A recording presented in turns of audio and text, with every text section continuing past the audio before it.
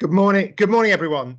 Let's get going. I know people are still pinging away, coming in, joining the meeting, but we've got plenty to get through in the next hour and a half of what's a really exciting and important session, and we hope a very helpful one. My name is Guy Newey. I am the Chief Executive at the Energy Systems Catapult, and I will be chairing today's event and trying to make sure that we keep on time and get through the kind of huge amount of material. A few things just from kind of housekeeping reasons. One, please mute yourself whilst unless you are one of the speakers. Please mute yourself, and then I strongly encourage you, for those of you who feel comfortable, to use the chat as much as possible, and our speakers are going to be, once they've done their presentation, trying to dive into the chat and answer questions as we're going on, and then when we come to later sessions I'll harvest some of the questions to speak to others there. Right. Very briefly, next slide, please, Tabitha. Very briefly for me, Energy Systems Catapult, an innovation agency. Our job is to help encourage more innovation in the as we move to a net zero energy system. We work with SMEs, large companies, and do a huge amount of work with local authorities, which will be an really important driver of activity towards the towards net zero. And we know local authorities have huge ambitions in this space, and part of what we see our role is helping them realize those ambitions into real projects, etc. Next slide. The platform is, as many of you are aware, platform that we've built over the last 18 months. It's called Net Zero Go. This aims to be the one-stop shop where people thinking about projects, and we know often that kind of difficult stage from identify what we need, moving through to actual delivery. That's part of the reason we built Net Zero Go, to try and make it as easy as possible for people to deliver projects and turn them into reality. And that's what we're going to be focusing on, some of the elements there. It provides tools, expertise, guidance, which can be really helpful, and we'll make sure we'll share all the details of how you can sign up and get access to that. Next slide, please. So what are we trying to do today? As I said, one of the key things that we hear from local authorities all the time is, right, I've identified the projects I need to do on the transition to a net zero energy system. How do I get the business cases in place? How do I get the templates? What are the templates which could really help me do this? We know people are often juggling the energy sector efforts with others there. So we're going to talk through that, and we're going to come at it from lots of angles. Let me just ping up the agenda quickly, what we're going to try and cover today. As you can see, we're packing a lot in. Laura and Karl from the Energy Systems Catapult are going to talk about some of the templates and the work we do around planning. Then Mark from ARUP is going to talk about the economic case. Hugh's going to talk about the commercial case. Stuart's going to talk about the financial case. And then Sam and Alex are going to talk about the management case. And those of you who are much more aware of this is all based around the Treasury's Green Book 5-case model. So hopefully that will be helpful, and we'll touch on all of those areas in a rapid-fire way. We deliberately do it in a rapid-fire way so that you get a hit of information over the next hour and a half, and with plenty of signposting to what we're moving forward. So without further ado, I'm going to now hand over to Laura Penny from the Energy Systems Catapult team, who's going to introduce some of the business case guidance. As I said before, put any questions in the chat. People will try and answer as we move forward. Laura, over to you. Thanks, Guy. Tabitha, you can move on to the next couple of slides, please. Brilliant, thank you. So within the Net Zero Go team, we have developed a number of best practice guides to help you find content and tools relevant to a particular theme, a project or activity. And this is on the Net Zero Go platform, which is available to local authorities and their delivery partners. I'll be using screenshots of the system today so you can refer back if needed. But Net Zero Go is aiming to be the one-stop shop for local authorities by bringing together all the relevant resources on net zero and energy projects into one place. By creating these curated journeys and best practice guides, we're trying to signpost to what's most relevant to try and reduce some of that initial research and development time, as we know that for local authority officers, this can take up precious time. We'd be really grateful to get your feedback in the forum on Net Zero Go if you're a registered user on what might be missing from this guide, or if you have any resources you currently use to build your business cases, we'd be grateful if you could share those with us as well.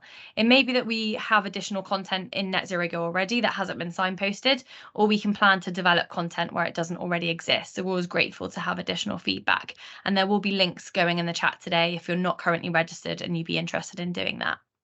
Next slide, please, Tabitha. Once you're logged into Net Zero Go, you can access the best practice guides in the top bar through the best practice and case studies drop-down. These by no means represent the breadth of knowledge and tools available through Net Zero Go, but they act as a starting point to enable you to quickly and easily find resources. There's so much to explore and we're always adding to the platform. You can also access content and tools via the knowledge tab at the top of the page, which is highlighted there. Next slide, please. This guide that I'm showing you today is called Types of Business Case and the Development Process, and it provides an overview of 5 types of business case to consider when developing a local energy project. It's important to note that each local authority will have its own internal decision-making process, which should be consulted when developing business cases to ensure the appropriate strategic context has been determined. The contents that you can see in the guide there will take you to each of the sections, or you can scroll down within the guide. I'll take you through a couple of these sections now to showcase some of the content. We also have other recommended articles and content to the right of the screen there. Next, please. As you scroll down through the guide, the content for each of the business case types is visible. The first of these is the programme business case, which should be considered as part of the first step in developing a project business case.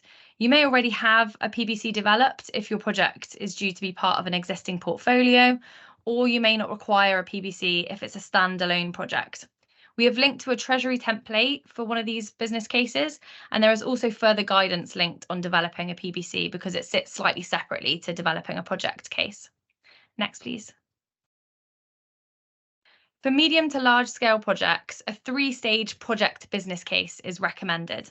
The strategic outline case is the first of these, and this is the scoping phase.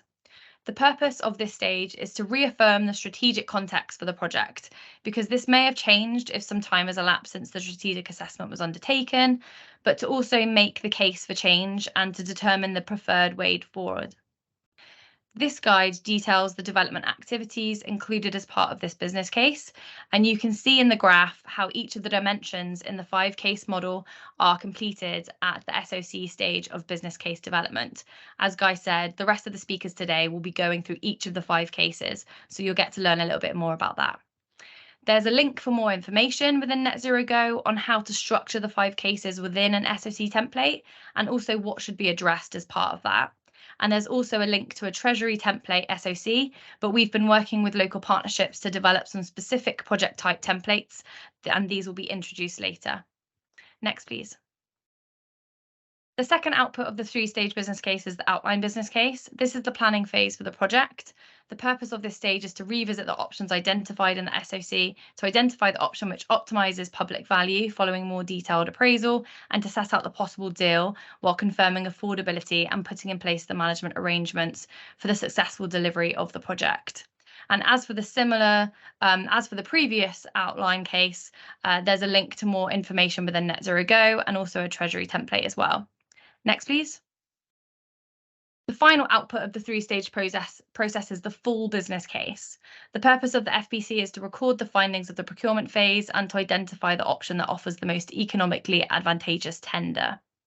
You can now see in the graph how the FBC compares to the 2 previous stages in completing the 5-case model. As before, there's a link to more information within Net Zero Go, and then also a template which is hosted on the Treasury website. Next.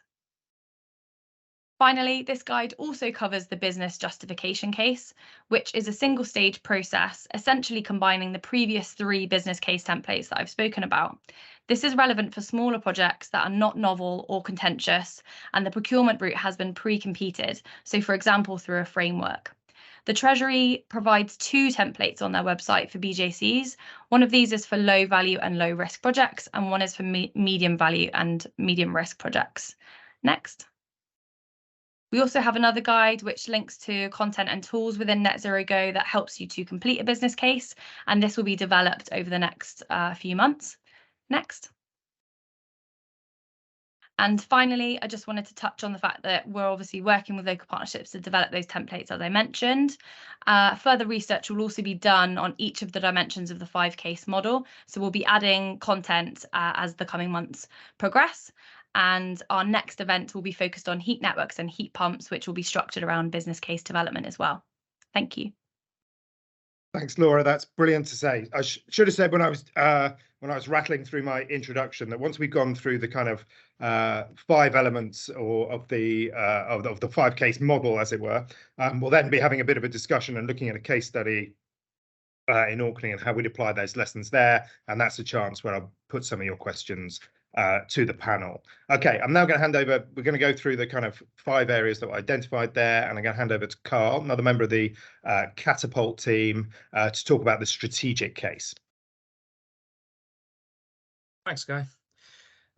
Next slide, please. Brilliant. And I think if you just click twice, it should give us the slide. Brilliant. Brilliant. So the first thing I want to talk about is the whole systems approach. So at Energy Systems Catapult, what we do is we try to understand the whole system, the whole energy system. The current energy system is very much outdated. It was designed for generation being centralized, one large fossil fuel distribution, which was then passed through to individual buildings. However, our new energy system can't work like that. And as we've seen over the last decade or so, there's been a rapid transformation of the energy system and the transport system, and those transformations are going to continue. What we try to do is bring in as much as possible of the different energy sources. So this could be small scale or large scale generation. We need to consider the transmission system and how that's distributed. And then not only just the buildings, but the consumers as well. We often also think about the energy system as having electricity system, a heating system, and then transport, and we need to bring those things together in the future. Transport is gradually becoming more electrified, heating is gradually becoming more electrified, and therefore you have to consider the interactions between these things. So decarbonisation in order to achieve net zero is expected to cost the UK about £80 billion per annum by 2030, and understanding where this cost will sit is incredibly important. And one of the things that we try to do is identify how much of this can be taken by the local area. And one thing that we do to do that is to do local area energy planning. Next slide, please. So local area energy planning is data driven. So it takes in lots and lots of data sources from a whole host of areas. These can be national data sets. They can be data sets provided by local authorities or regions. And it's evidence based. So we account for all of the technological inputs, so efficiencies, how widely spread they are, how widely distributed. And what we aim to do is provide a plan which understands and allows for the interactions between all of these different technologies and systems.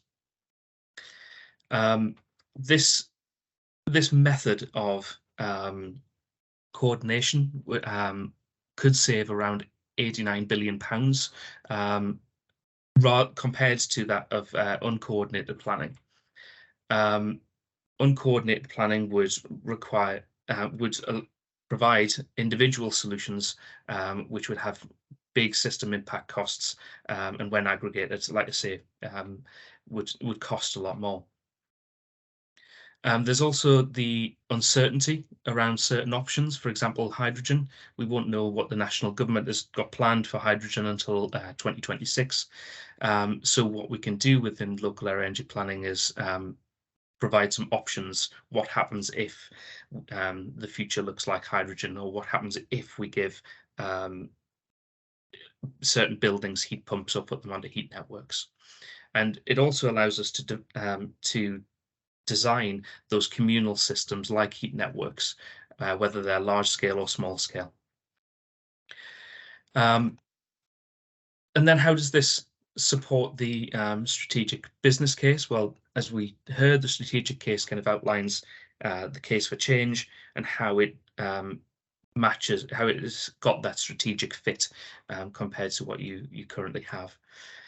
So one of the main things is this alignment to policies and strategies within your organisation or within the local area. And local area energy planning allows that by we do an assessment of the policies which already exist, and we use those as kind of as bounds for which we within which we work when we're developing the local area energy plan. An example of that would be if there's a particular scheme to roll out EV charge points across an area, we would ensure that they're included. If there is to be a new economic zone or housing estate built, then we would be able to build that into the local area energy plan as well, to ensure that it has that strategic fit. As well as that, we would make sure that any local barriers and challenges are accounted for. Because we gather all of this technical evidence, it allows us to include those. Those sorts of local barriers could be a lack of land for large-scale PV generation, for example, and we would be able to include that. Or if there was significant objection to onshore wind in your area, those sorts of things could be accounted for. Clear theory of change. So because we use a logical process, we can address all of these barriers and hopefully produce the outputs and outcomes that you're expecting, that you require. And generally, this is about understanding the local area. So we can build this picture of what your area currently looks like, and therefore how it could turn out in the future. So how do we go about that? As I mentioned, lots of data which goes into the front end, which can be provided by you, by national government, and then on the far end of the project, some of the outputs could be some projects that you would take forward, which would be put into Net Zero Go, for example, and we would develop those outline projects from the evidence that we've had, and then you can start identifying partners to take those forward. And I will stop there. Brilliant. Thanks, Karl. Hopefully that's given you a flavour of the kind of what we see as the key element on the strategic case. I'm now going to hand over to Mark. Hopefully, come on, here he is from ARUP, who's going to talk in particular about the next layer, which is the economic case. Mark, over to you. Thank you very much, Guy. Good morning, everyone. It's a pleasure to be talking to you today, and thanks to ESC and the Net Zero Go team for bringing this all together. So just wanted to first of all briefly touch on who I am, what I do, and why I'm presenting. So who I am, well, I help lead part of the ARUP Advisory Services energy business. ARUP's a multi-dis consulting partnership organisation, and my team and business operates across all public and private sectors pretty much.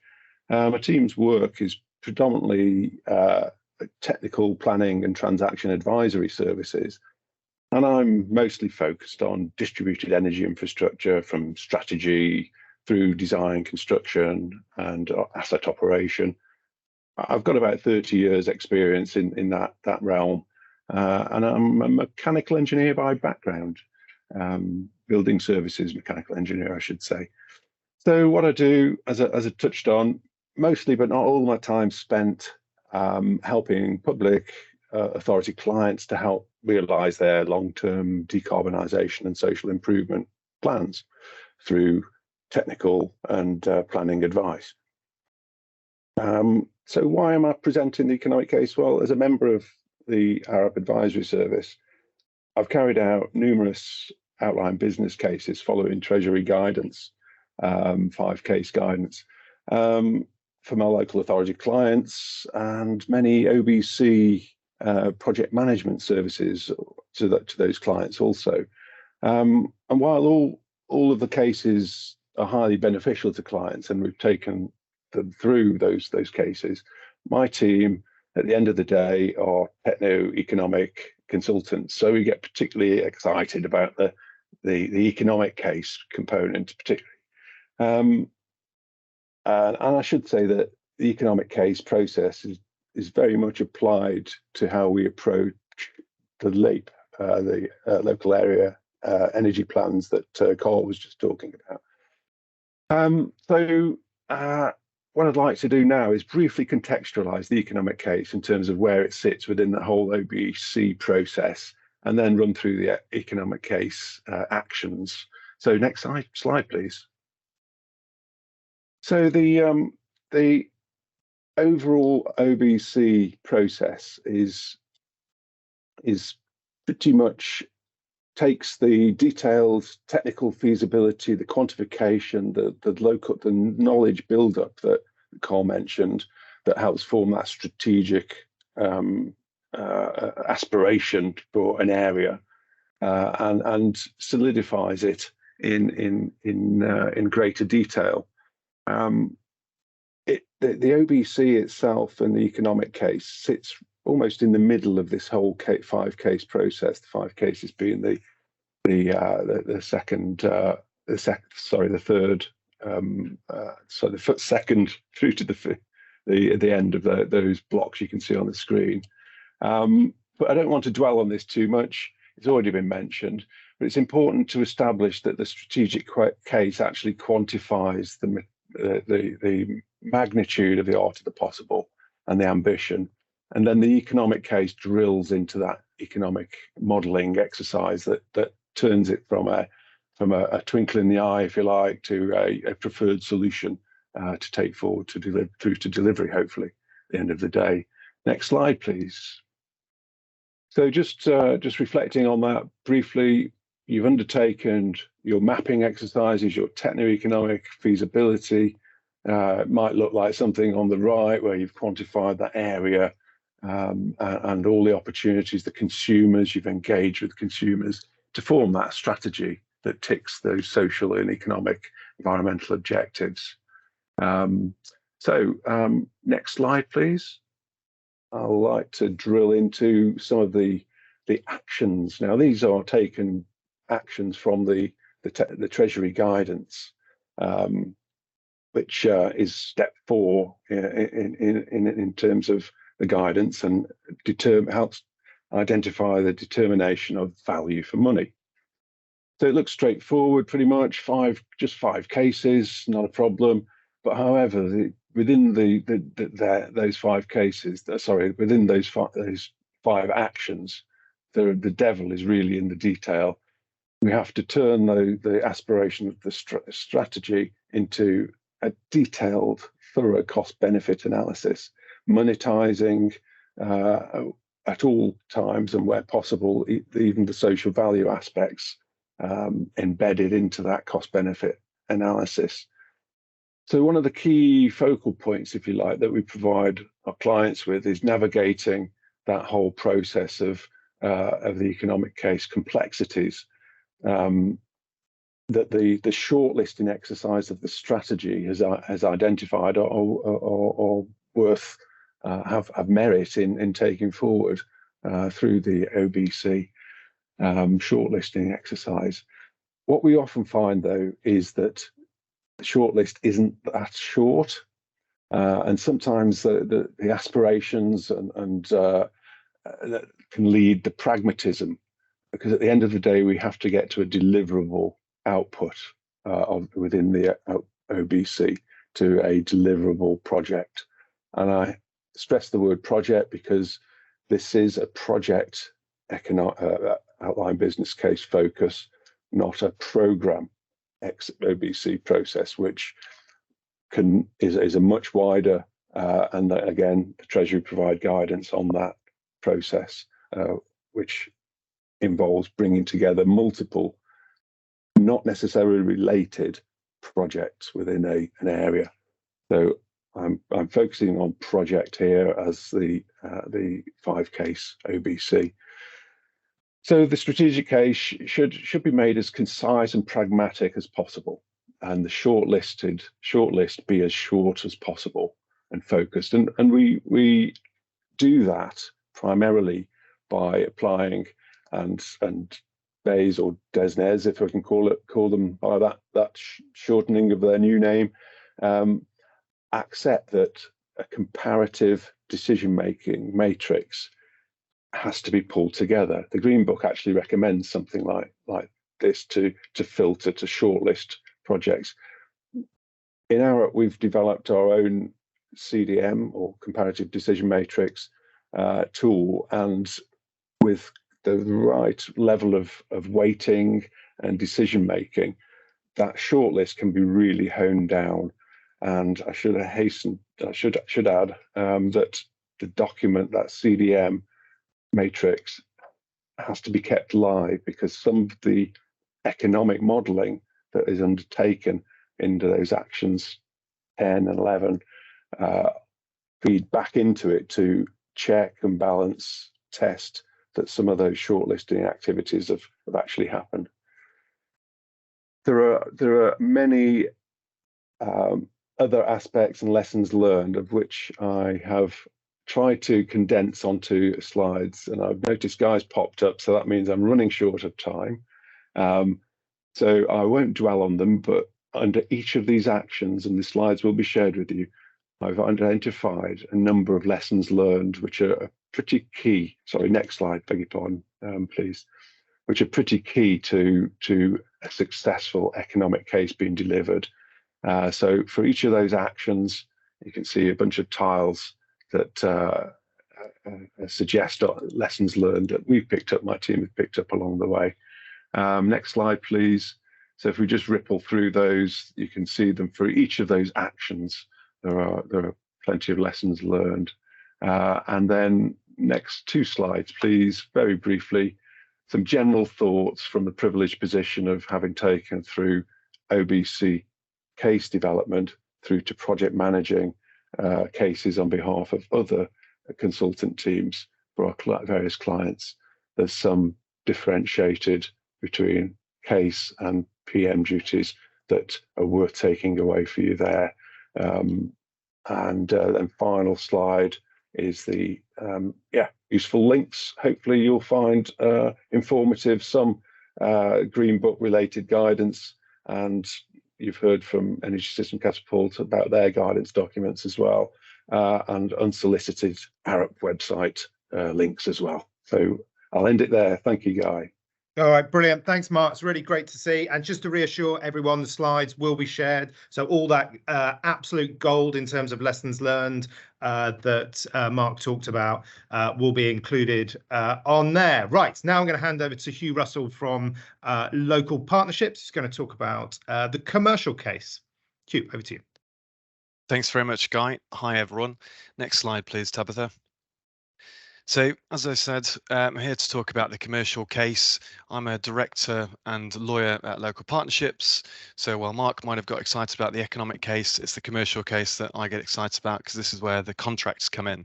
This is where you start to think about how you're going to deliver what you've identified as your preferred option. Next slide, please. Local Partnerships, in case you don't know about us, is a public sector consultancy. We're owned by Treasury, Local Government Association and the Welsh Government. We act in a number of different sectors. Increasingly, our work is in the environmental sector, and we act for any public sector authority. Next slide. So as I said, the commercial case is about thinking about how you can deliver your project, whether it is viable, and how you will make your way towards the potential deal, and how you'll identify the suppliers and how you'll identify the contractual arrangements. Next slide, please, Tabitha. This slide shows you how the commercial case develops from strategic outline case, where you're starting to engage with the market and exploring possible approaches, then move into outline business case, then moving on to full business case, and then moving on to contract award and implementation. I'll go through some of the points there in more detail on the next slides. Next slide, please. And if you click forward, so the commercial case is about whether the preferred option will result in a viable procurement and well-structured deal. So here you think about your procurement strategy or strategies, depending on what you're trying to deliver. Next, click. You think about what kind of service requirements you're looking for. Very important aspect of the commercial case is risk allocation. So thinking about which risks will be retained by the public sector and which risks will be transferred to the private sector. And the key principle is that risk should be managed by the party best able to manage it. And obviously any risk that you transfer to the private sector will cost the public sector. So you think about the payment approach, you think about how you'll incentivize good performance, key performance indicators, etc. And you think about how you will tie all this down in contracts. Next, click. And a key point with the Green Book is that immediately after the OBC, you should be ready to procure. So the OBC is not just one stage building up to the full business case. The OBC is a complete document that sets out what you're going to do. So if you're applying for funding, you can go to a funding organisation and say, this is exactly what we want to do. And the funding organisation could say, yes, we agree with that. Go away and do what you say you would. So you procure immediately after that. And then when you get to the full business case, you come back and say, right, this is what we said we would do. This is what we have done, subject to any changes that are required. And then everything is confirmed in the full business case. Next slide, please. And next click. So in terms of a procurement approach, if you're a council, obviously think about whether you've got any contracts that could help you deliver what you're trying to do, whether the contract will have the scope for what you're trying to do, whether you'll be compliant with the public contracts regulations. If not, you might think about using a framework to identify a service provider. So obviously frameworks will have had due diligence done. There'll be service providers who are experts in their fields. Local partnerships manage the refit framework combined with the Greater London Authority. So this is a really good way that councils can procure a service provider to deliver an energy project, to retrofit their estate, to look at all sorts of green solutions. So do get in touch if you'd like to know more about that framework. Or you could go for the ODU notice or the post-Brexit replacement finder tender, which is a longer process and more detailed. Next click. I mentioned testing the market. So in terms of early engagement, knowing who's out there, who can deliver what, is there capacity there, is there desire there? You want to know that there's a good number of companies that are going to be vying to compete for what you're trying to do. Next click.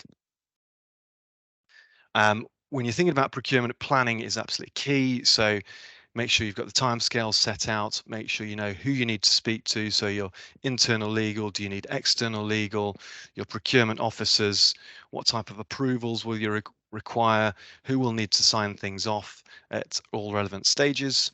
Next slide. And as I mentioned, risk is absolutely key to the commercial case. So think about how service risks will be apportioned between the parties. Next click. And as I said, allocate risk to the party best able to manage it, always thinking about the costs involved. Next click. And obviously depends upon the specific proposal under consideration. And someone asked about the refit framework. I'll put a link to that in the chat after I finish speaking. Next click. And the next one. So in terms of the contractual terms, I mentioned you might have a existing contract in place, or you might look to use a framework, and obviously think about whether the terms cover the scope, payment and risk allocation. Do they cover what you're trying to do? We're going to hear from a really interesting proposal from Orkney soon, so we'll have to think about whether what is available will work for them. And obviously think about who's going to provide the terms, who's going to engage with the market, and when will you need internal and external advice. Next click. If any grants are involved, think about how you will have any recourse for poor performance, and think about whether subsidy control or state aid will be an issue. Next slide. Other things to think about are social value. So how will you ensure that local contractors are used? Any apprenticeships might be included? How will you comply with the requirements under the Social Value Act? And then in recent years, there has been some additions to the Green Book process, specifically in relation to the environment. So in November 2020, there was additional guidance for accounting for the effects of climate change, and I put the link there for that. And then very recently, there's some more guidance on greenhouse gas emissions in the Green Book process. So I do recommend that you have a look at that as well. Next slide. This is my final slide. This is just a summary of the key points to think about in the commercial case. I won't go through those in detail now, but you can see them all there. And if you click along, Tabitha, a couple of the most important ones are underlined. The one point I will mention then is the accounting treatment. That's a key part of the commercial case. Are the assets that will be a part of the project going to be on or off balance sheet? That's something that the public sector will always want to think about. Next slide. And that's me done. That's brilliant, Hugh. That's really, really helpful. So we've touched on the strategic case, the economic case, and the commercial case. We're going to be applying all of those in a kind of 20-minute rapid business case development very soon, based on a case study in Orkney. Before we get to that, I'm going to hand over to Stuart Leslie from the UK Infrastructure Bank, who's going to talk about their financial case. Over to you. Thanks, Guy, and great to have the opportunity to speak to everybody today. If we just move on to the next slide.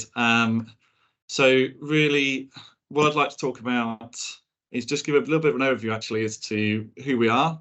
Essentially, the UK Infrastructure Bank is still quite a young institution, so it's possible that we've not got that familiarity for all local authorities in terms of what our remit is and what we're here to do.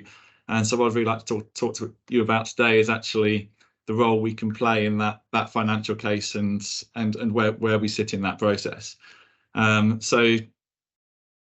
So we're headquartered in Leeds. We're 100% owned by the Treasury, and we've got really two main objectives as an organisation. The first of those is to tackle climate change and help to meet net zero emissions targets by 2050. But then alongside that, supporting regional and local economic growth. And really, when we're looking at supporting projects, we need those projects to tick at least one of those two boxes. We support 5 key priority sectors, so across clean energy, transport, waste, water and digital. And we've lent just over 1 billion to date, of which 120 million of that has been to local authorities. 2 kind of flagship projects that we've done so far, one around some infrastructure for a port in Tees Valley, and then another for modal shift for the bus network in West Midlands.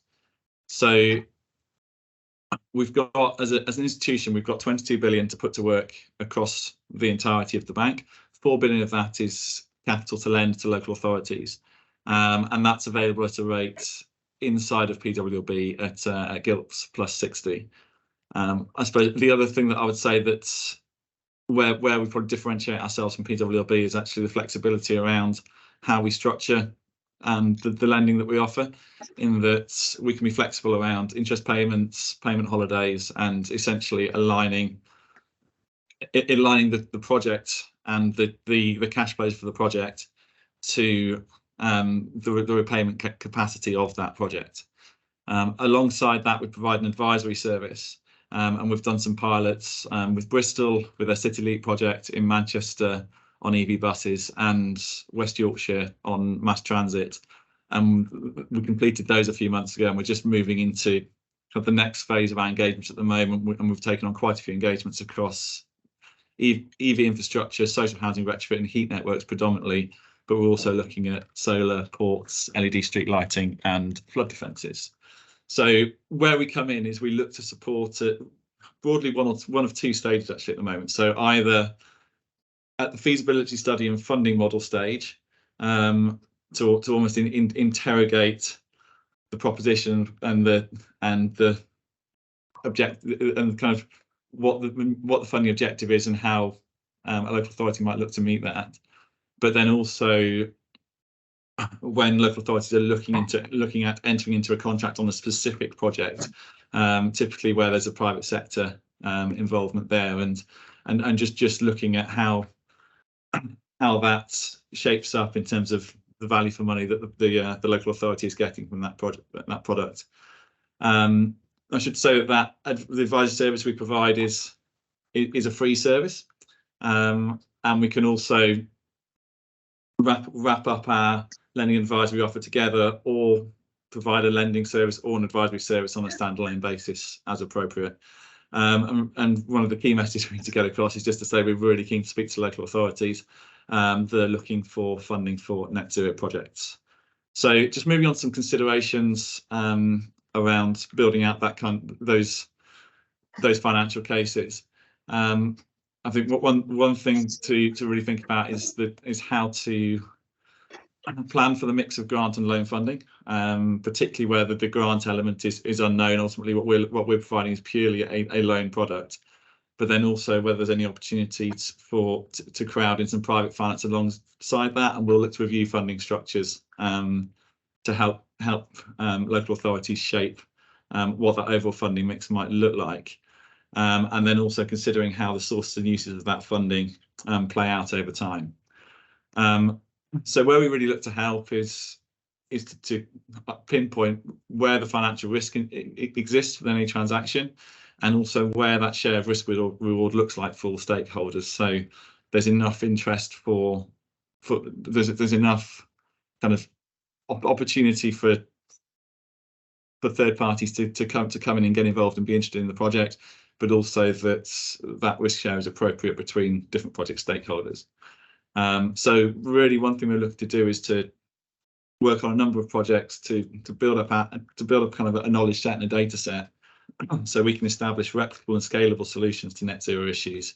And alongside that, actually, as much as doing that directly for local authorities, we're also looking to work through the private side of the bank to address some of the supply and demand challenges. So if we think about the demand for EV buses, for example, in the UK at the moment versus the manufacturing capacity in the UK, or indeed the extent to which there are a fleet of skilled retrofit installers available, how might we go about on the private side of the bank accelerating investment in those areas to start bringing costs down for local authorities when they're looking to develop projects. But really, from an advisory perspective, we're there as a critical friend to provide some technical assistance and come in some short-term intelligent client engagements to work with local authorities. Just want to touch quickly as well on repayment capacity. I think one thing that's really important to focus on is looking at how you align cash flows that are going to come in once you've established your project to that repayment capacity. So at what point, if you're taking on a loan from the infrastructure bank, you might be able to start repaying that on what timescale, and we can do really long-term funding, so we can ultimately go out to 30, 40, 50 years for the right projects, if that's where the repayment profile is. But ultimately, we do expect that there is that repayment capacity from the project for the loan element, if it is going to sit alongside some other funding. And then again, we'll do a bit of work around policy alignment and making sure that ultimately the project has the right impact, delivers value for money, and the financial investment achieves the stated project objectives. And then finally, we'll do a review of the financial model and test some assumptions too. So considering financial sustainability, things like realistic levels of operational and maintenance costs, and making sure that they're fully factored into any repayment profile. So just to wrap up, in conclusion, probably three key final takeaways from me. First of all, we're open for business, so come and talk to us. Secondly, really focus in and hone in on that financial risk reward arrangement when partnering with delivery partners. And finally, align cash flows to debt repayment profiles when you're using a loan to support the funding of a project. So that's it from me. I think that's about my 8 minutes, so I will hand back over to Guy. Thank you. Brilliant. Thanks, Stuart. Such an interesting and exciting institution, and great to hear open for business and loads of great opportunities there. Right, we've got a double act to finish off the fifth of our 5 sections looking at this, and this is going to be Sam from the Southwest Net Zero Hub and Alex Pearson from the Midlands Net Zero Hub, another kind of 2 exciting institutions that have emerged in this space over the last few years, and they're going to talk about the management case. Sam and Alex, over to you. Thanks, Guy, and good morning, everybody. Tabitha, do you want to skip to slide number 4, please? And we'll come in, as we've already had that introduction from Guy there. That's the one. Okay, so we're going to rattle through these, and I'm going to cover part of what's on the slide there. You will be receiving this slide deck, so don't worry if we move on at a pace. Then we'll be getting some insights from Sam, and then we'll be moving on to the next slide. So the management case, in terms of a breakdown, these are the key areas that are covered there. The governance, the roles and responsibilities, everything that you would expect, really. Some interesting things around risk management and benefits realisation as well. And we'll cover those as we go through. So just over to Tabitha for the next slide, please, before we bring Sam in. Okay, fantastic. So in terms of project management in general, it's always best to use some kind of methodology and put some structure together as well. Very important to have well-defined roles and responsibilities, and ensure that, you know, there's high-level support and that everyone's on track to deliver the desired outcomes and goals. Sam, would you like to come in here with some experiences from the Southwest Hub side of things? Yeah, thank you very much indeed. And obviously, there's the Greater South East on one of our sister hubs, and the North East and Yorkshire hub, and of course the Northwest. So the main challenges that we found here is around managing the risks and design, build, funding, and the operational phases of the scheme, and how you put in place a contingency plan. Secondly, I would say that it was around dealing with the inevitable business and service changes in a controlled environment. And thirdly, about how we ensure the objectives are met, and thus the anticipated outcomes of the delivered project are evaluated. But I'd also emphasise it's very much around the people and the participants in the successful delivery. And why I say that is that it encourages the collaboration. And if I be glib for a minute, how we've condensed this, we've called this the Magnificent 7, because there are 7 stakeholders involved in this successful delivery programme. And I'd start by saying it's the external stakeholder of that third-party commission to assist in the works. And Alex is going to be speaking a bit more about this. Secondly, I would say it's about the finance. So the finance director, we heard earlier about the UK Infrastructure Bank. Thirdly, with the commercial director, having them on board is vital to get the whole process delivering. Fourthly, around an economic advisor. So, for example, someone from your economic development team or your regeneration team might be able to assist. Fifthly is around the customer or the user. So, for example, it could well be the community group. And then the last 2 would be a project manager or a facilitator. And this is perhaps where someone like the Net Zero Hub could help to assist. So really, it's about getting those people on board to help formulate the role of the local authority in terms of collaboration. That really is the key to success. Alex, over to you. Thank you. And on to the next slide, please, Tabitha. There we go. So again, the project management is a really important area, and as we sort of mentioned before, you know, it's worth using some of the methodologies such as Prince or Agile, and make sure, you know, you've got things in place like a logic map, terms of reference, approved priorities list, and good old Gantt chart, just to keep everyone online and on track. You want to be, you know, covering risks, delays really to the project, to the main ones, keeping on track with the deliverables, and any cost implications that might have. Sam, do you want to come in on this one? In the interest of time, no, go for it. Okay, right. So next slide, please, then. So you're likely in most of these projects to have third parties coming in, specialists such as consultants and then subject matter experts, various people giving advice and delivering parts of the work, small chunks of the work, at pre-agreed timeframes. So it's really important to keep that delivery on track. So one of the risks might be that this isn't being monitored or picked up with those specialist inputs. Sam, did you have anything on to add to that, or should we pop on, skip through? Let's go. Let's skip. Okay, next one then, please. So changing contract agreements, really important, and things that should really be set out from the start. But you have to cope with the fact that there will be change. None of these projects ever run completely as planned from start to finish, as I'm sure most people on the call will appreciate. So you need to have some formalised method of varying the contract. And I think Sam, was there some bits from you on the southwest that you want to bring into there? I think it's probably best if we go to the next slide around the benefits realisation, sure. Because that really links neatly into the work that Hugh was mentioning earlier about the procurement. And why I say that is because you need to think about perhaps the specialist or the external stakeholders involved in this. For example, what's their CSR policy? And so there's a quick reference there to the reputation, I suppose, of the project. And also, I think you need to think about how you measure their sustainable profile and what report progress had you confirm that their targets are well being achieved. And I'd emphasize that's really important, because measuring those targets, in other words, the evaluation, is the second point I wanted to make on this slide. That's because that's a key element that's often overlooked, but actually vital for the evidence-based project in the delivery that you're doing. So that provision is a really vital part of the management plan. So identify that and make sure that implementation exists, and also who is going to be responsible post implementation or evaluation, so you can see how and when it will occur. Alex, over to you. Okay, next slide, please.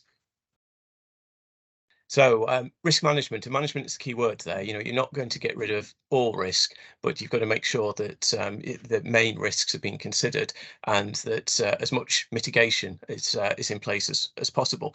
So identifying the things early on, who it's going to affect, and looking at what kind of monitoring you can do on that through things like the risk register and formal sort of areas like that as well. Sam, over to you. Thank you very much. Yeah, so a risk register template, if I can spit my words out.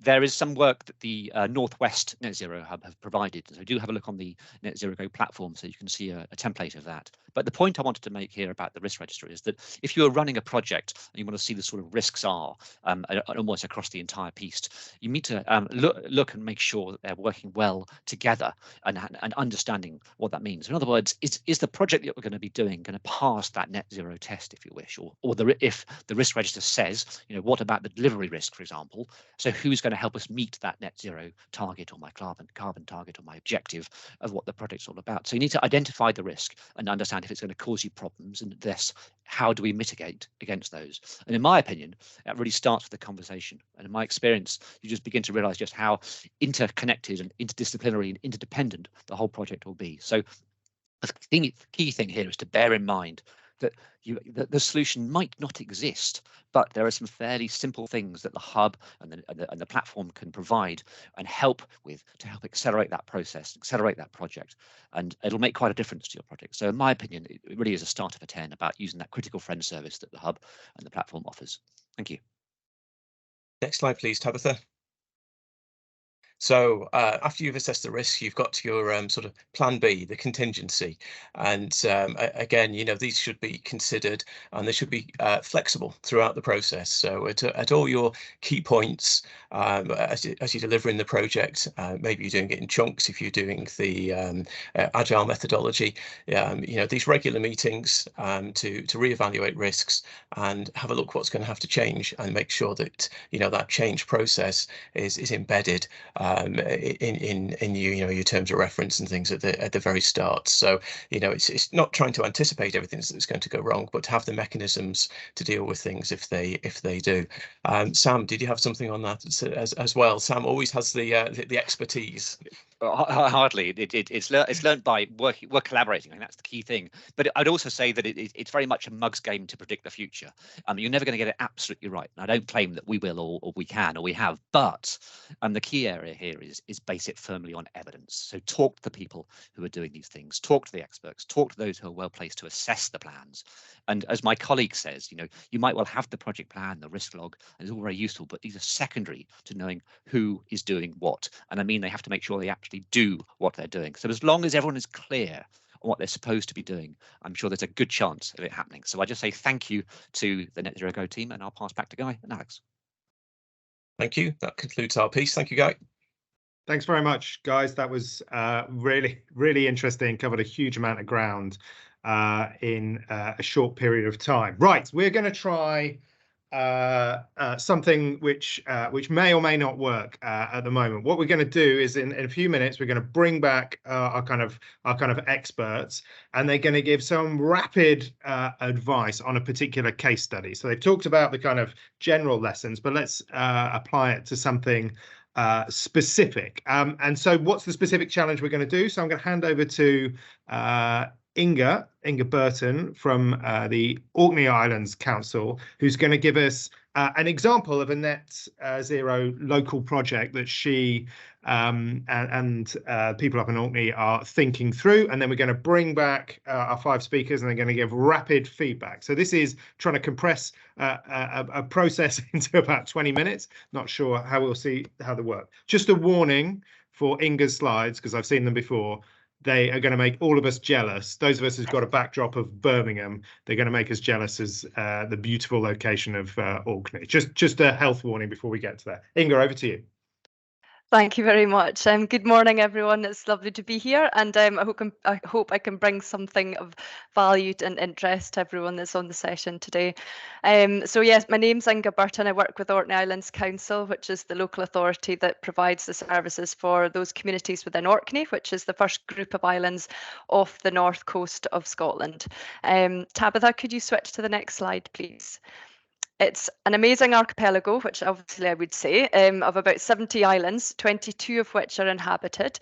Our population sits around the 22,000 mark, and it's one of a few, if not the only one that's shown some level of growth, certainly in Scotland, in terms of the population. However, it's ageing, which bears significant challenges within an island community specifically.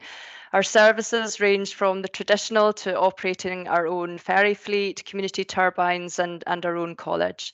We're rich in energy resources. Many of you will be aware of the European Marine Energy Centre, which is the world's first wave and tidal testing site based in Stromness. And due to various factors, including our community-led approach, we've the largest number of turbines and largest number of electric vehicles per geographic area still, I think, within the UK, with the uptake of a range of domestic micro-renewables very high across the community as well. So challenges with the grid has led to innovation in the production of hydrogen in order that overproduction of energy was not wasted. But in saying that, although we produce 120% of our energy needs from renewables, we are still reliant on fossil fuels. Our economy is traditionally agriculture, and for those of you that have visited Orkney before, you will understand this heritage and the value of this based on our Neolithic farming community. We also have a strong tourism economy and are the cruise capital of the UK, with businesses across the community largely SMEs and micros. At the start, I mentioned our college, and it's through our college and the Agronomy Institute that the concept of the vertical farm evolved. This was based on the need for developing crops in colder, harsher and changing climates, recognising the challenges that our communities and the need to have access to different crops or products to support business development, research, innovation, teaching, but also food security, reduced food miles, supporting the farming community innovate in light of increasing pressures and creating impact beyond Orkney. So for a vertical farm to be viable in our community, it's essential that this can operate on renewable energy, and to have impact and real value, it must be integrated within the community. Tabitha, could you put to the next slide, please? Thanks. So for today, I've set out a few challenges that we are exploring. So the first one is around how we ensure a consistent renewable resource for operating a vertical farm. So the technology we understand works, but the ability to run fully from renewables without impacting on operation is not fully established yet. So it's essential that this can run fully on renewable energy. And as you've heard, we have lots of options available within Orkney in terms of energy resource and technology. The second one is around creating a more sustainable vertical farm from design stage. So we're conscious of the design stage of the technology itself and whether there are options to influence the wider sustainability components to reduce impact throughout the whole life cycle. A key one is the third point, and that's relating to finance. So how do we finance this in a system that values the financial impacts above the social and environmental? So the island economy is very different. The community well-being and environment are highly valued. However, they don't have their own currency, so it means it can be difficult to set out a business case that doesn't value appropriately the social and kind of the environmental benefits. So this is not just the case in Orkney, though. This is the case across islands and rural areas globally. So the next one is around scaling. So assuming success, how would we scale the impact of this technology and the wider ecosystem? So we've demonstrated with a large number of domestic turbines, scaling up in an island community and economy needs to be different. Across the world, the scaling up a vertical farming to support these island and rural communities will also be important. But this also links with the earlier challenge around the finance. The other aspect that I've highlighted here is around how the project aligns with other projects and activities, particularly the research, entrepreneurship, innovation, education components.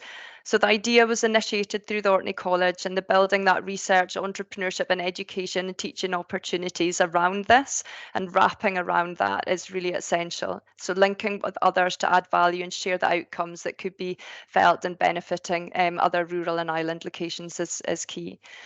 So even listening to the earlier presentations, I must say that this is not the only challenges that we face when we're looking through some of these projects, but certainly these represent a variety of some of the challenges that we're looking at just now. So really looking forward to hearing some feedback from everybody and perspectives. Thank you. That's great, and just remember that it never rains in Orkney. That's what those pictures are telling me.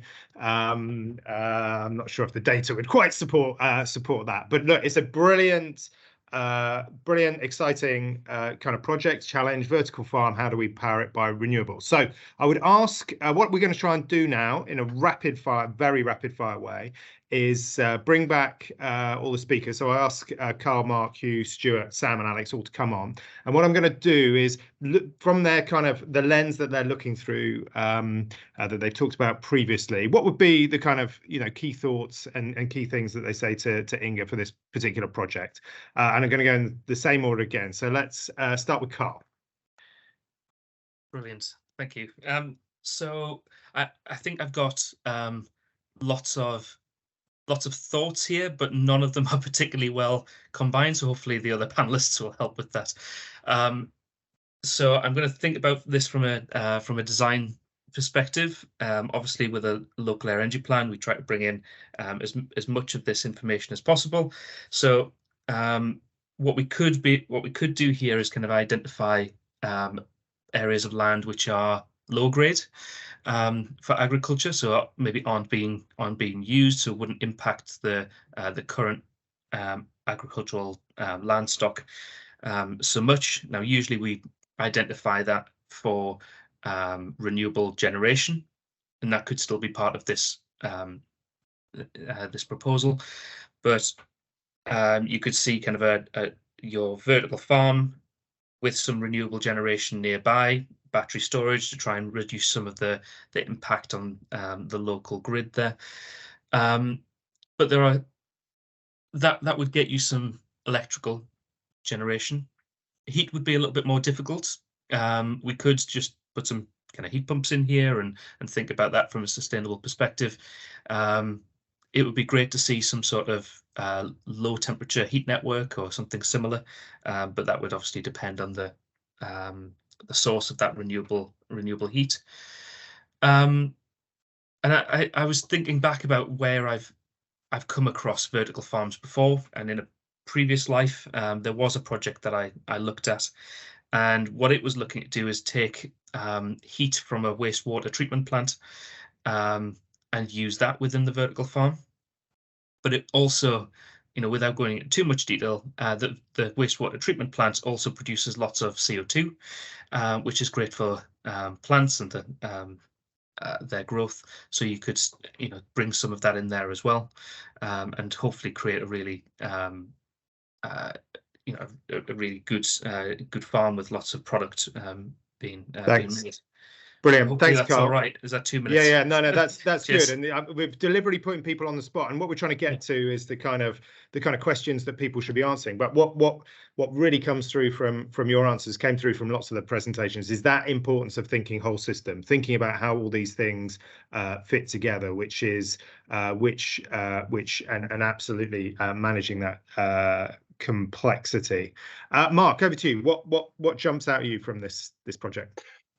Yeah, so reading Inga's questions there, I think the assumption of vertical farming technology being there or thereabouts, my understanding is that there's still quite a few options and alternative methods of vertical farming.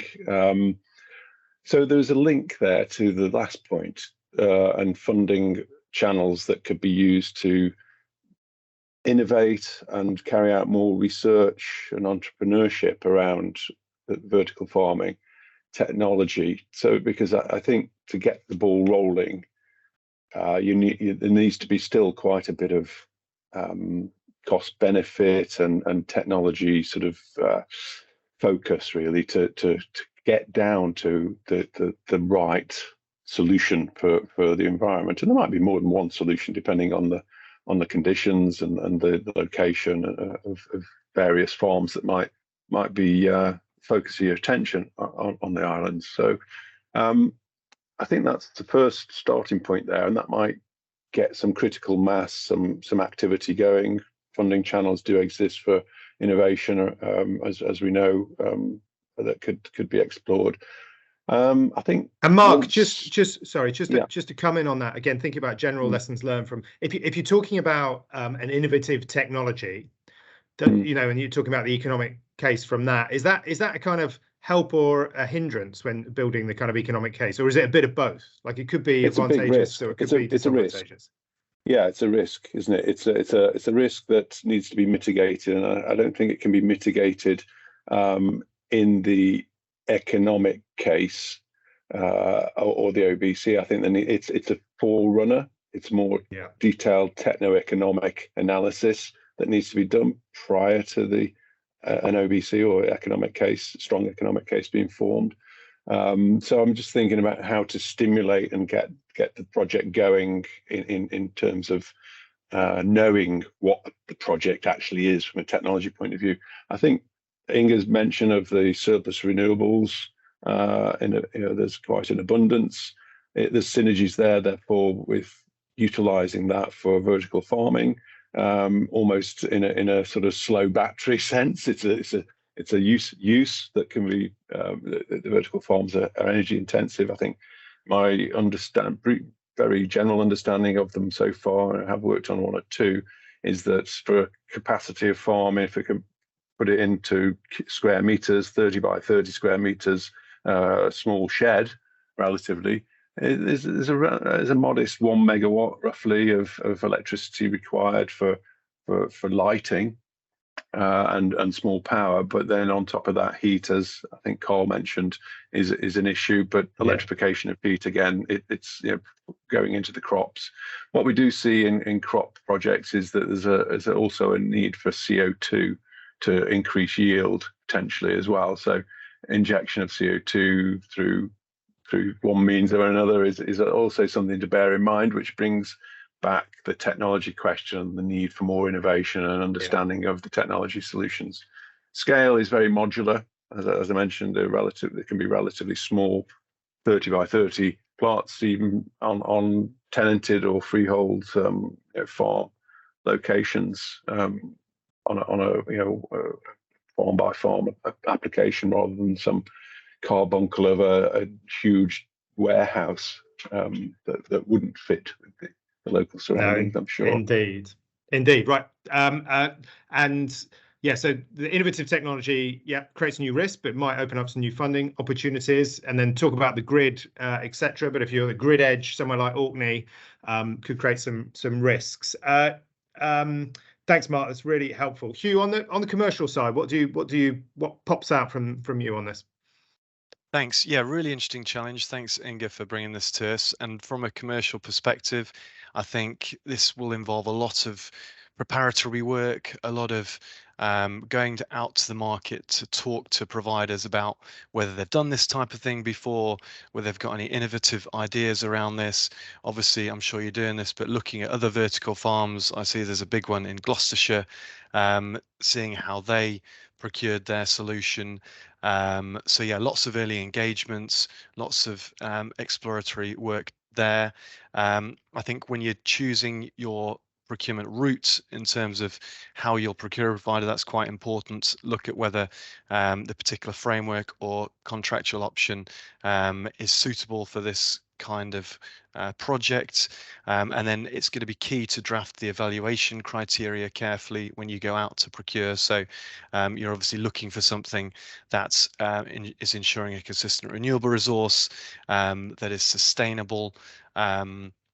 So it'll be very important how you draft those questions and how you allocate markings to how you'll select your provider. And then in terms of how this can link with other projects, research, entrepreneurship and education. You mentioned tourism as a big thing in Orkney. Well, I thought that tourism could link in with education, in that you could ask your service provider at the procurement stage to ensure that they include a teaching element to what they're doing, so that people can come and visit the facility and learn about this, because it sounds like, you know, a really fantastic project from an environmental perspective. So yeah, those are my initial thoughts.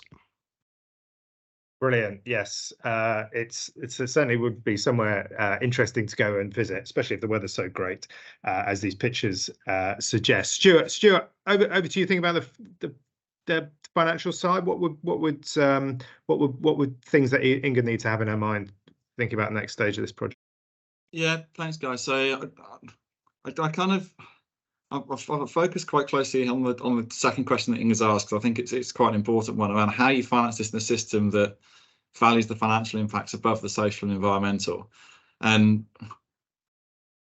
to caveat this, I come from a background where I know pretty much next to nothing about vertical farming.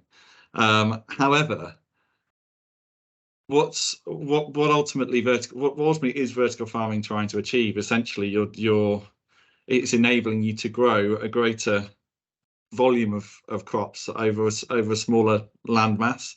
So ultimately, I think if you're looking at how do you bring in some of those social and environmental benefits and derive some financial value to them, for me, that comes from actually what you're doing with the land that you would otherwise be farming as a result of having created the vertical farm.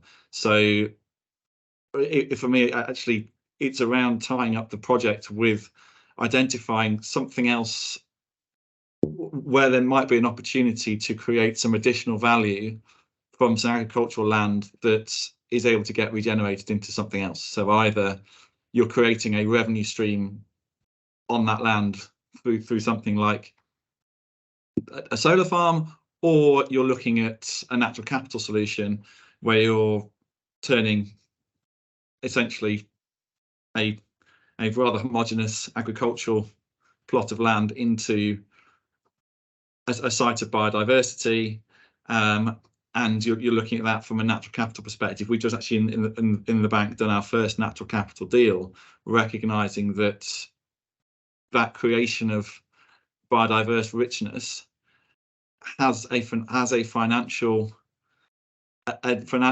benefit to it, and has some cash flows that are generated over the future life of that project. So for me, that would be kind of the way I would look at addressing those social and environmental points, is actually trying to find a way to place some value on the social and environmental advantages concentrating your farming over a smaller physical area. I realise that may be challenging, and there may be difficulties there with some stakeholders that the nuances of knowing the sector well would work. But for me, that's kind of the first thing that stands out in terms of how you might look to address some of those issues there.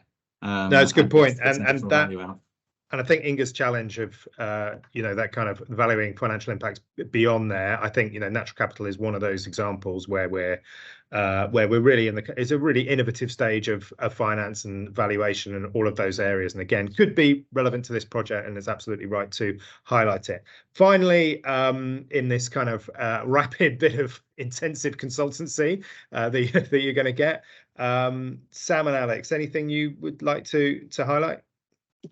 Yeah, thank you. I'll go first in this one. A couple of things. I think the first one is obviously already seeing this working is use the chat function, use the Net Zero Go function. There's obviously some great practice and some case studies already coming through in the chat to help support that. And I think really that what I'd say is learn from them and have the humility, I guess, of to help that talking. So it becomes a language issue to help, and also it helps those who are not yet with us on this journey. I'd also recognise that city and rural are very different in this space. And in terms of the financing question, I'd think about the bankability side. So thinking about the completion risk or the market risk or the change in law risk, perhaps, and thinking about the limits that people are going to want to take on their return. And I'm sure Stuart will have some more insight in that sign that he's already mentioned, not to mention the issues of contractor and subcontractor risks. And then on that finance thing, I'd also emphasise the point about a long-term offtake agreement, whatever that is. But a colleague has emphasised the importance of using a low, medium and high business model so that you can flex the options and see where it's best to work and what will be expected if the output is sold to a third party. So think about that long-term funding, because that's going to really impact the cash flow. And also in terms of risk around the management case, it comes down to having a good project manager on board to help make that plan. In terms of the scaling, I think is question number 3. Yeah, I've touched on this about recognising that city and rural are very different. So on that language point, here in the southwest, for those people, for example, in Western-super-Mare, it's going to be a very, very different language to those in West Yorkshire. And then a couple of other points. I recognise I've got about 10 seconds left. I'd talk about perhaps decommissioning. That's a few projects. Think about that, about the future of how that's going to work. And then I would also just touch on insurance and think about the plan for insurance, because insurance premiums may well be reasonable now, but over the long term they might increase. So have a think about that. I'm sure there's lots more, and I'll leave the rest of the gold dust to others. Thank you. Fantastic. Right. Thank you very much. Very, very quickly, if this was Dragon's Den, you should come with me and Sam, Inga, because these do return about 3%. So there is a clear financial case here. You've got a good market. You've got the cruise capital of the UK there, haven't you? Which will need fresh salad leaves. So I would look at it as a financial going concern, actually. In terms of the co-benefits, well, we've got 3 co's here. We've got co-benefits. You could use the Greater Manchester Combined Authority model that I use for calculating co-benefits of projects as part of that saleability. The other co is co-location. So, you can keep your costs down if you co-locate. And these are essentially shipping containers. They're a modular system for vertical farming. So if you were to collate those around maybe a community wind turbine. And the third co is CO2. So if you've got any CO2 to sequester from anywhere, you do require CO2 to boost the growing environment on a vertical farm. And interestingly enough, one of your biggest energy costs is going to be cooling, even in Orkney. So the most of your energy is going to go into cooling and lighting. In terms of management risk, it's your project team. You need someone on there with horticultural skills. There's lots of people can do the business side of it for you, but it will fall flat if you haven't got anyone with the horticultural side of things. So I think, in addition to what Sam's already said, I think that pretty much covers everything from us there. Brilliant. I was thinking this more of a kind of dream team of partnership rather than a competitive process, but you've certainly upped the ante. Inga, any reflections from you quickly on that set of kind of inputs that you've had, and kind of probably raised more questions, but hopefully helpful pinning down on what's important? Absolutely, no, absolutely fantastic feedback. So there's a number of conversations to be had on the back of this, and not just from those that have been speaking, but also in the chat. I've been keeping an eye and haven't been able to actually respond, but I've just been putting thumbs up. So thank you to everybody that's fed back there. But yeah, really, really helpful. And there's definitely loads of lines of engagement to follow up on this. So yeah, really feeling quite energized after that. So thank you very much, everybody. Brilliant to hear. Huge thanks to our panel. Virtual round of applause for all of them. Right, in the remaining time, I told you we were going to try and cram a lot in. I'm going to hand over to Gordon Graham from Energy Systems Catapult and Vicky Kingston from Local Partnerships, who are just going to very quickly talk through some of the templates that we've got that we've been working on over the last few months. Thanks, Guy. Thank you. And I'm just going to do a very brief intro to the work that Vicky's doing for us. As Laura mentioned earlier, we're setting up the guidance from the Green Book through to energy type project business cases. And what we then wanted to do to help you even further is to develop some templates around specific types of projects. So we engaged with Vicky and the team at Local Partnerships, and Vicky's going to share some of that with you. The next step in this work is we're going to set up a validation workshop, and there'll be some polls being produced on the chat in a moment for you to register for those. So please do. Over to you, Vicky. Sorry, I thought I'd muted myself then. So the purpose of the templates, as Gordon said, are kind of to support the engagement of stakeholders in the drafting of the business case. So really to build on everything that you've heard from today. They're very much based on the 5-case model and seek to follow and build on the better business case guidance for those that are aware of that, to really provide a structured framework for thinking and the follow-on assurance that's required for those projects. So what we'll be producing is a generic OBC template, which can be adapted for various different types of energy project, and 3 specific SOCs, so strategic outline cases, in relation to the development of PV projects, the development of a heat network, and the development of a retrofit project focusing specifically on the council's own estate and social housing, where that's appropriate for a local authority. So very much building on our experience and expertise in delivery of those project types. The guidance is being prepared to ensure that the user's provided with text boxes to identify the requirement for each of the dimensions or cases, guidance or requirements in relation to any of the subheadings, so many of the things that we've heard referenced today. And to support the collation of these documents, we will also be including graphs and tables for illustrative purposes to assist with the completion of the document. We are proposing potential workshop activities that may facilitate the collation of information, working with colleagues and any potential specialists that you may need to bring within your project team. And where appropriate, we are drafting suggestive text on aspects that can be considered for part of the overall text within a section. So that will be specifically relevant in relation to, for example, the strategic case in areas such as the national policy context, where we hope to be able to save you time by referring to relevant policies for those specific project types that you can draw down on and update as appropriate to your project. So that's the process that we are going through at the moment. And as Gordon said, we would like to hold a validation session with you to make sure that we are developing templates that by and large make this easier for you to do within your authorities. You know, I've seen comments in the chat which say that these processes can be very time consuming, and we absolutely acknowledge that, but there is real benefit in going through this process, not just for bringing on board a project appropriately, but also then for the ongoing assurance that's required through the development and delivery and the ongoing evaluation and monitoring of those projects. And that's all from me.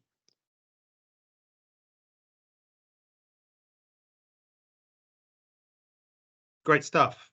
Thanks, Vicky.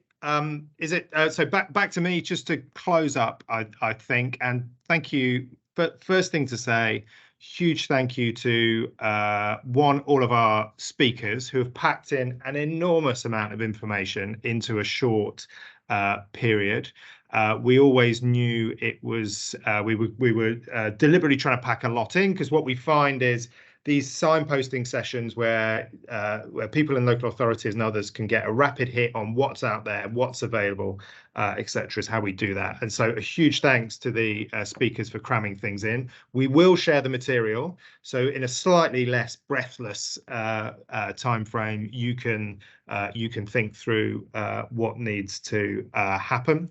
Encourage you to where you're able to contribute to the poll, so we capture some of those, so the tools and templates which Vicky and Gordon were talking about and others have talked about are as useful as possible, and focus on the areas where you need confidence, because the Catapult, we're trying to help here. We're trying to make it, as I said at the start, as easy as possible for local authorities to turn net zero ambition into practical projects on the ground. And we've seen from some of the kind of innovators and leaders in this sector who are trying to make that happen, while we gently wait for the government to catch up on the importance of local areas in the decarbonisation journey. Last plea from me, we'll send around the slides that the team will do here. If people have still got questions and they've got time, please carry on answering them.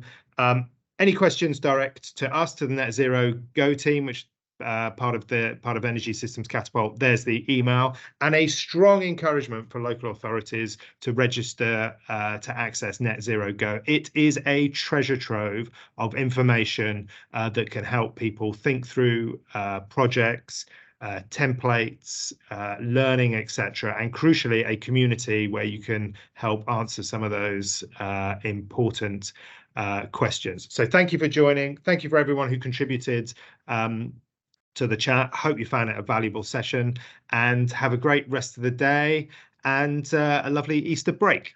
Cheers.